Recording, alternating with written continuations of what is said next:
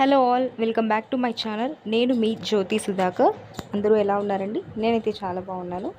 So ఇవాల్టి మన simple recipe carrot and beans fry. చపాతీలోకైనా, రైస్లోకైనా, రోటీస్లోకైనా చాలా చాలా బాగుంటుంది. అందుకోసం ముందుగా 3 క్యారెట్లను తీసుకుని వాటిని పీల్ ఆఫ్ చేసుకోవాలి. తర్వాత ఒక 100 గ్రామ్స్ వరకు బీన్స్ని తీసుకొని వాటి తొడిమలు అటు ఇటు తుంచుకొని రెండింటిని ఒకసారి బాగా వాష్ చేసుకోవాలి. ఎందుకు అంటే ఏ వెజిటబుల్ అయినా సరే అండి, కట్ చేసిన తర్వాత వాష్ చేస్తే అందులో ఉన్న వైటమిన్స్, న్యూట్రియంట్స్ అన్నీ వెళ్ళిపోతాయి కదా. సో అందుకని జస్ట్ పీల్ ఆఫ్ చేసుకున్న తర్వాత నీట్గా వాష్ చేసుకొని తర్వాత కట్ చేసుకోవాలి మనకు కావాల్సిన షేప్లో. కొంతమంది రౌండ్గా కట్ చేస్తారు, కొంతమంది నార్మల్గా కట్ చేసుకుంటారు. నేనైతే ఇలా కట్ చేసుకున్నానండి. క్యారెట్లో ఉన్న న్యూట్రియంట్స్ అనేవి ఐసైట్ని ఇంప్రూవ్ చేయడానికి యూజ్ అవుతాయి.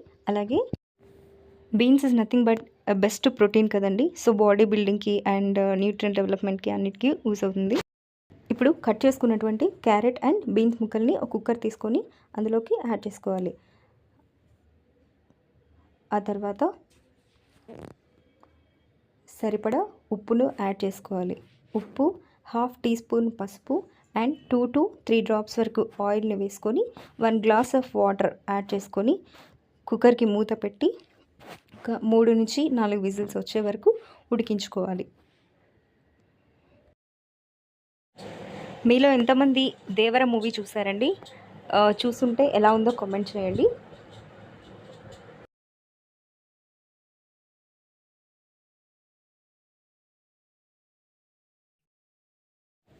ఇప్పుడు పోపు కోసం ఒక 2 చిన్న సైజు ఉల్లిపాయలను తీసుకొని సన్నగా కట్ చేసుకోవాలి.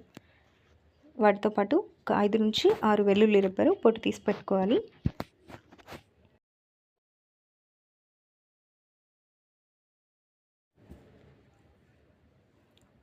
పోపు కోసం సన్నగా కట్ చేసుకున్న ఉల్లిపాయలు, వెల్లుల్లి రెబ్బలు, కరివేపాకు, ఎండుమిరపకాయలు రెడీగా ఉంచుకోవాలి. తర్వాత